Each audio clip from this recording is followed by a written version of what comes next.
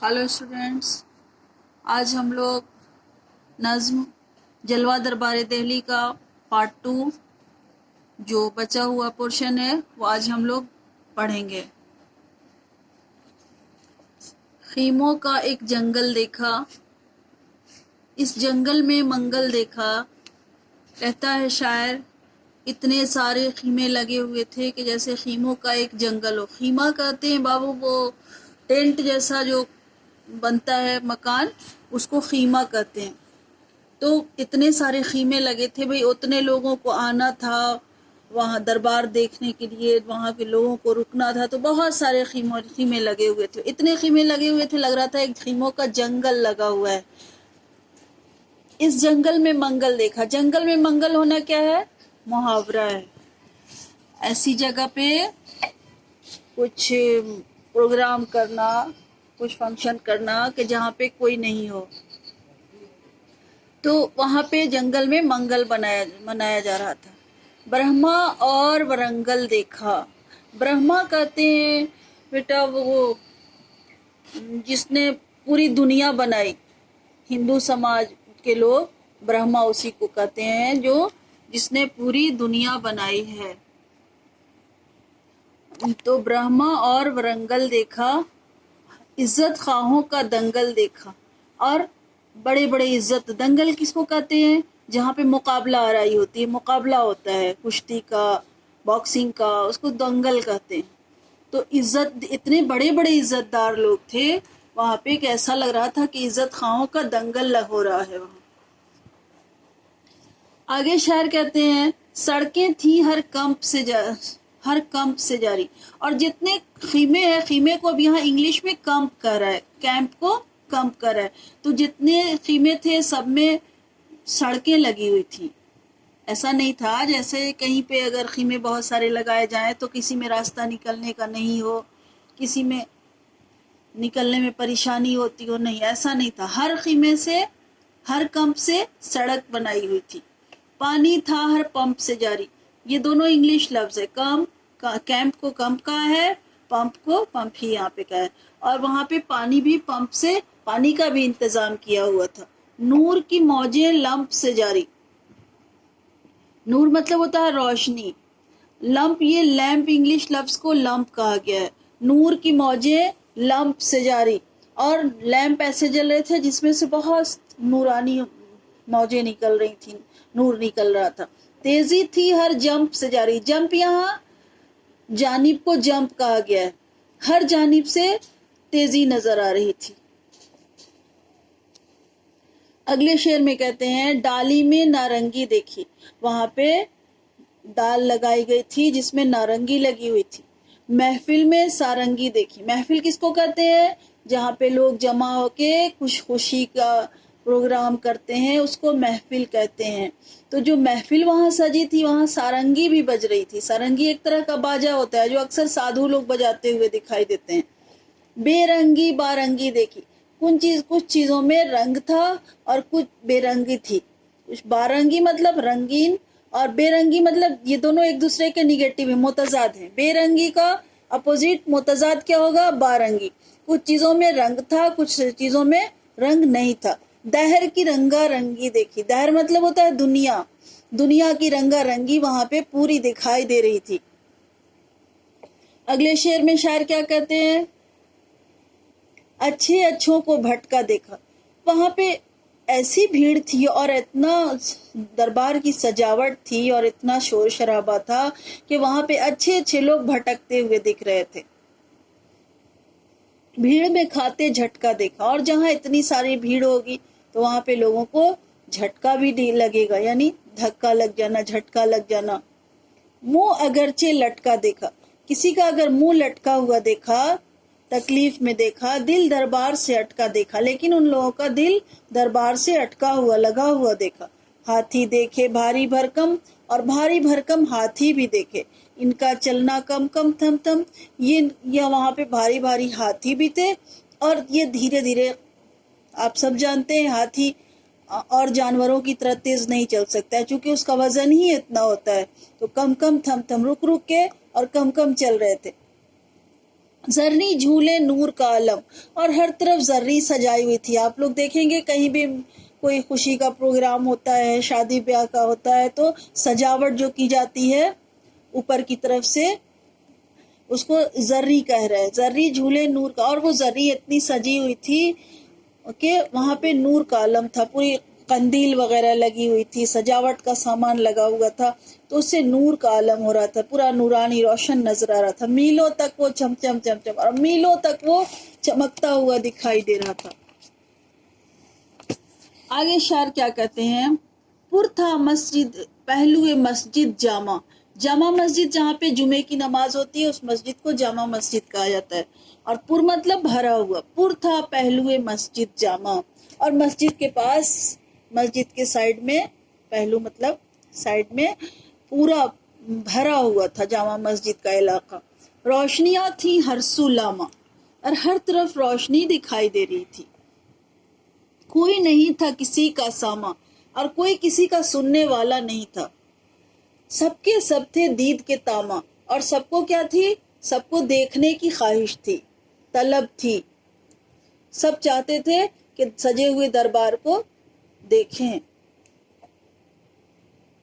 اگلے شعر میں شاعر کہتا ہے سرخی سڑک پہ کٹتی دیکھی. سرخی کیا ہوتی ہے؟ وہ اینٹیں وغیرہ کا چورا، وہ اس کو جو اینٹیں چھوٹے چھوٹے اینٹیں وغیرہ ہوتے، اینٹ وغیرہ ہوتی ہیں، اس پہ چھوٹا چھوٹا کوٹا جاتا ہے، اس کو کٹتی دیکھی، اسی کو کٹتا کہا جا رہا ہے. آج کل کے زمانے میں آپ لوگ کو نہیں سمجھ میں آئے گا، اس لیے کہ اب تو رولر وغیرہ بڑی بڑی مشینیں ہیں جو سڑک پہ کٹ سب کو برابر کر دیتی ہیں، لیکن پہلے ہاتھوں سے کٹی جاتی تھی اور سڑک بنائی جاتی تھی. سرخی سڑک پہ کٹتی دیکھی، سانس بھی بھیڑ میں گھٹتی دیتی. وہاں اتنی بھیڑ تھی کہ کچھ لوگوں کی سانس بھی گھٹ رہی تھی. آتش بازی چھٹتی دیکھی، وہاں پہ آتش بازی چھوٹ رہی تھی.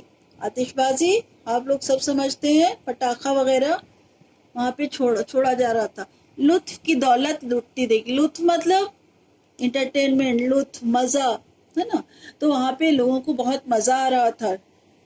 اس کی دولت وہاں پہ یعنی بہت مزہ آ رہا تھا، مزے کی دولت وہاں تھی. چوکی ایک چولکھی دیکھی. اتنی اچھی چوکی تھی جو 4 لاکھ کی تھی. بہت اچھی چوکی تھی، اتنے کی ایسی تھی جو 4 لاکھ کی تھی. خوب ہی چکی پکی، اور خوب چکی پکی ہوئی چوکی دیکھی. ہر سو نعمت رکھی دیکھی. ہر سو مطلب ہر طرف نعمت رکھی ہوئی تھی. شہد اور دودھ کی مکھی دیکھی. شہد اور دودھ دونوں کی مکھی بھی وہاں دکھائی دی. دودھ کی مکھی اور شہد کی مکھی دونوں الگ الگ مکھیاں ہیں، جانتے ہیں آپ لوگ. تو یہ دونوں چیز وہاں موجود رہی ہوں گی، تبھی یہ دونوں مکھیاں نظر آ رہی تھی. ایک کا حصہ منو سلوا. منو سلوا کسے کہتے ہیں؟ منو سلوا ایک لذیذ کھانا ہے جو آسمان سے نازل ہوا تھا. تو ایک کا حصہ منو سلوا، ایک کا حصہ تھوڑا حلوہ. اور ایک کے حصے میں منو سلوا آیا، جنتی کھانا، اور ایک کا حصہ تھوڑا حلوہ، اور ایک کے حصے میں تھوڑا سا حلوہ آیا. ایک کا حصہ بھیڑ اور بلوا، اور کسی کے حصے میں بھیڑ اور بلوا آیا. بھیڑ آپ لوگ سمجھ رہے ہیں، بلوا مطلب ہنگامہ. میرا حصہ دور کا جلوہ، اور شاعر کے حصے میں کیا آیا؟ صرف دور سے دیکھنا. جلوہ مطلب دکھاوا. آپ لوگوں کو یاد رہنے کے لیے میں بتا دوں کہ آپ لوگوں نے اسکول میں پروگرام کیا تھا، اس میں گانا بج رہا تھا، فیشن کا ہے یہ جلوہ. جلوہ مطلب نمائش، دکھاوا، ہے نا. یہ مثال میں نے اس لیے دی کہ آپ لوگوں کو یاد رہے گا جلوہ کا مطلب کیا ہوتا ہے.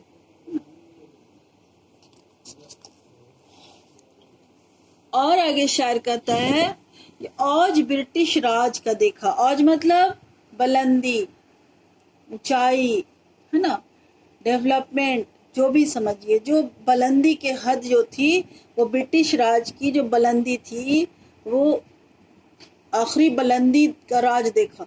پر تو تخت و تاج کا دیکھا، اور تخت و تاج کی پرت وہاں دیکھی. رنگ زمانہ آج کا دیکھا. وہاں شاعر نے اس زمانے کے لوگ کا حال دیکھا، رنگ دیکھا، ویسا زمانہ دیکھا، رخ کرزن مہاراج کا دیکھا. اور کرزن مہاراج جو وہاں آئے تھے، کہا نا لارڈ کرزن کو، تو مہاراج راجا کو ہندوستانی زبان میں مہراج کہتے ہیں. تو رخ کرزن مہاراج کا دیکھا، کرزن مہاراج کا چہرہ دیکھا، رخ مطلب چہرہ. تو شاعر نے کیا دیکھا؟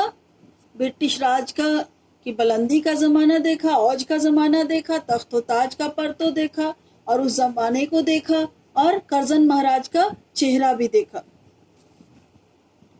اس کے بعد سے شاعر کہتا ہے پہنچے پھاند کے 7 سمندر. یہ انگریز لوگ کہاں سے آئے تھے؟ یہ یورپ سے ہندوستان آئے تھے اور یہاں آ کے حکومت کر رہے تھے ہندوستانیوں پر. تو پہنچے پھاند کے 7 سمندر، 7 سمندر پھاند کے، اتنی دور سے یہ ہندوستان پہنچ گئے تھے. تحت میں ان کے 20 بندر، ان کے تحت میں، ان کے انڈر میں 20 بندر تھے. بندر کس کو کہا جا رہا ہے؟ وہاں پہ یہ جانور والا بندر نہیں تھا، جو ان کے ماتحت لوگ تھے، جو ان کے انڈر میں کام کرنے والے آفیسر تھے، بڑے بڑے لوگ تھے جو ان کے انڈر میں کام کر رہے تھے، ان کو شاعر بندر کر رہا ہے. اس سے پتہ چلتا ہے کہ شاعر کو ساری خوبی کے ساتھ ساتھ انگریزوں کے ماتحت جو ہیں وہ بندر کی طرح نظر آ رہے تھے. کیوں؟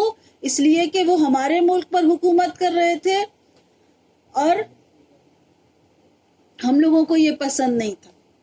لہٰذا وہ ان کے آفیسرز کو، ان کے تحت میں کام کرنے والے بڑے بڑے جو عہدیدار تھے، ان کو بندر کرا. 20 بندر ان کے انڈر میں، ان کے تحت میں کام کر رہے تھے. حکمت و دانش ان کے اندر، لیکن ان کے اندر ٹیکنیک بھی تھی. حکمت کا مطلب ہوتا ہے ٹیکنیک، دانش کا مطلب ہوتا ہے عقل مندی. ان بندروں کے پاس حکمت و دانش بھی تھی، عقل مندی بھی تھی، ٹیکنیک بھی تھی. صحیح بات ہے، اگر انگریز بیوقوف رہتے تو کیسے ہندوستان پہ حکومت کرتے؟ وہ چالاک بھی تھے، وہ ٹیکنیک بھی جانتے تھے چالاکی کی ساری، اس لیے وہ ہمارے اوپر حکومت کرنے لگے تھے. تو شاعر کو یہ لوگ اچھے نہیں لگے، ان کو بندر کہہ رہا ہے. اپنی جگہ ہر ایک سکندر، اور جتنے ان کے آفیسر تھے وہ اپنے کو کوئی سکندر سے کم نہیں سمجھ رہے تھے. آگے شاعر کہتا ہے اوج بخت ملاقی ان کا، ساری بلندی اور سارا سب کچھ انہی کا تھا. چرخ ہفت طباقی ان کا، چرخ مطلب آسمان، ہفت طباقی، ہفت مطلب 7 اور طباقی مطلب طبق، پرت ہے نا. تو چرخ ہفت طباقی ان کا، آسمان کا 7 طبق ایسا لگ رہا تھا کہ انہی کا ہے. ہم لوگوں کے ہاں کہا گیا ہے کہ آسمان کے 7 پرتیں ہیں. ایسے اب تو سننے میں آ رہا ہے کہ سائنس بھی مان رہا ہے کہ آسمان اور بھی پرتیں ہیں آسمان کی، لیکن ہمارے ہاں بتایا گیا کہ آسمان کی 7 پرتیں ہیں. تو چرخ ہفت آسمان کی 7 پرت لگ رہا تھا کہ انہی کی ہے. محفل ان کی ساقی ان کا، انہی کی محفل تھی، اور ان کی محفل میں پلانے والا جو ساقی ہوتا ہے، اس کو جو پلاتا ہے محفل میں شربت یا شراب جو بھی، اس کو ساقی کہتے ہیں. تو محفل بھی انہی کی تھی اور ساقی بھی انہی کا تھا، انہی کے پلانے والے بھی تھے. آنکھیں میری باقی ان کا، شاعر کہتا ہے کہ وہاں پہ سب کچھ انہی کا تھا، لیکن شاعر کی آنکھیں تھیں، جو شاعر نے دیکھا باقی سب انہی کا تھا، جو دیکھ کر شاعر نے ایک نظم کی شکل میں جلوہ دربار دہلی ایک نظم بنائی، جو ہمارے سلیبس میں ہے، جو ہماری اس کتاب میں ہے، درسی کتاب میں ہے. اس کے بعد سے لاسٹ شعر ہے یہ 2 شعر. اس میں کیا کہتے ہیں؟ ہم تو ان کے خیر طلب ہیں، کہہ رہے ہیں ہم تو ان کا اچھا چاہتے ہیں. طلب مطلب چاہنا، خیر طلب اچھا چاہنا. ہم تو ان کے خیر طلب ہیں، ہم تو ان کا اچھا چاہتے ہیں. ہم کیا ایسے ہی سب کے سب ہیں. اور جتنے دیکھنے والے شاعر تھے، شاعر کے علاوہ جتنے دیکھنے والے تھے وہاں پہ دربار دیکھنے جو آئے تھے، سب کے سب اچھا ہی چاہ رہے تھے ان کا. ہم کیا ایسے ہی سب کے سب ہیں. ان کے راج کے عمدہ ڈھب ہیں، ان کے راج کے بہت عمدہ ڈھب تھے. ڈھب سمجھ رہے ہیں آپ لوگ؟ ٹھیک ہے، اچھی طرح سمجھتے ہوں گے، عام سی لینگویج. سب سامان عیش و طرب ہیں. عیش مطلب آرام، طرب مطلب عیش و طرب، آرام و آسائش کا سارا سامان وہاں موجود ہے۔ تو ہم لوگوں کی یہ نظم مکمل ہو گئی۔ اب ہم چند جملوں میں اس نظم کی سمری بتا دیں کہ اکبر الہ آبادی جب جلوہ دربار دہلی لکھتے ہیں تو کہتے ہیں کہ اکبر الہ آبادی جب لارڈ کرزن آئے اور انہوں نے جمنا ندی کے کنارے اپنا دربار سجایا تو دربار کی کیا حالت تھی، وہاں پہ سجا ہوا دربار تھا اور اس سجے ہوئے دربار کو دیکھنے لیے کافی بھیڑ جمع ہوئی تھی، اور اکبر الہ آبادی کو بھی شوق ہوا، یعنی شاعر کو بھی شوق ہوا کہ جا کے دربار کو دیکھیں تو کیا کیا دیکھا، وہی بتایا ہے کہ وہاں گورے کالے ہر طرح کے لوگ تھے، خیموں کا جنگل لگا ہوا تھا، ایسا لگ رہا تھا کہ جنگل میں منگل منایا جا رہا ہے۔ اب بہت سارے خیمے تھے اور خیموں پہ سے ہر خیمے سے سڑکیں لگی ہوئی تھیں، ہر کمپ لگا، ہر طرف پمپ سے پانی جاری تھا، نور کی موجیں تھی، وہاں پہ ڈالی میں نارنگی اور محفل میں سارنگی دیکھی، ہاتھی دیکھے، بھیڑ بھاڑ دیکھے، لوگوں کو بھیڑ میں جھٹکا کھاتے ہوئے دیکھا، اور جامع مسجد کے پہلو پورا بھرا ہوا تھا، ہر طرف روشنیاں تھیں، سرخی سڑک پہ کٹ رہی تھی، کسی کی سانس گھٹ رہی تھی، کسی کو منو سلوا ملا، کسی کو تھوڑا حلوہ ملا، کسی کو بھیڑ اور بلوا ملا، اور شاعر کو کیا ملا دیکھنے کو؟ تو شاعر کو دور کا جلوہ صرف دیکھنے کو ملا، یہ نظارہ صرف دیکھنے کو ملا۔ اور اس طرح سے شاعر جو ہے لارڈ کرزن کے دربار کو کی سجاوٹ بتاتے ہیں، اور اس طرح یہ نظم ختم ہوتی ہے۔ بیٹا 2 منٹ ہم بس کوشچن بتا دیں کہ سر میں شوق کا سودا دیکھا سے کیا مراد ہے؟ سر میں شوق کا سودا دیکھا سے مراد ہے یہ ہے اشتیاق، دماغ میں خیال آنا۔ جلوہ دربار دہلی، دربار کا جلوہ دیکھا، خیموں کا ایک جنگل۔ اس مصرے میں شاعر کس منظر کی عکاسی کر رہا ہے؟ جنگل میں چونکہ بے شمار درخت ہوتے ہیں، کچھ ایسا ہی حال خیموں کا تھا اور دور تک خیمے لگے تھے، بکثرت خیمہ دیکھ کر شاعر کو جنگل کا خیال آ رہا ہے۔ میرا حصہ دور کا جلوہ آپ کو بتا چکے ہیں، لیکن ایک بار اور بتا دیتی ہوں کہ چونکہ شاعر نے دور سے نظارہ کیا اور قریب سے دربار دہلی کا مشاہدہ نہ کر سکا، نزدیک سے نہیں دیکھ پایا دربار دہلی، اس لیے وہ کہتا ہے کہ میرا حصہ دور کا جلوہ، دور سے ہی اس نے دربار کو دیکھا۔ اس طرح سے شاعر ساری چیزوں کو بیان کرتا ہے۔ اور بند کے آخری لفظ میں آخری میں کیا کہتا ہے یہ آپ لوگ اچھی طرح سے جان رہے ہیں۔ کمپ، پمپ، لمپ، جمپ، یہ چاروں انگریزی کے لفظ ہیں۔ کیمپ اور پمپ اور لیمپ اور جمپ یہ سب انگریزی کے لفظ ہیں۔ اس کو کیا کہیں گے؟ قافیہ۔ اور اس کے بعد جو لفظ آتا ہے کمپ سے جاری، پمپ سے جاری، لمپ، نور کی موجیں لمپ سے جاری ہے نا، تو یہ جاری لفظ کیا ہے؟ یہ ردیف ہوا، اور اس کے ردیف کے پہلے جو الفاظ آ رہے ہیں وہ قافیہ ہوا۔ ٹھیک ہے بیٹا، اگلا چیپٹر ہم لوگ محمد اقبال حقیقت حسن پڑھیں گے۔ ٹھیک ہے، بائے۔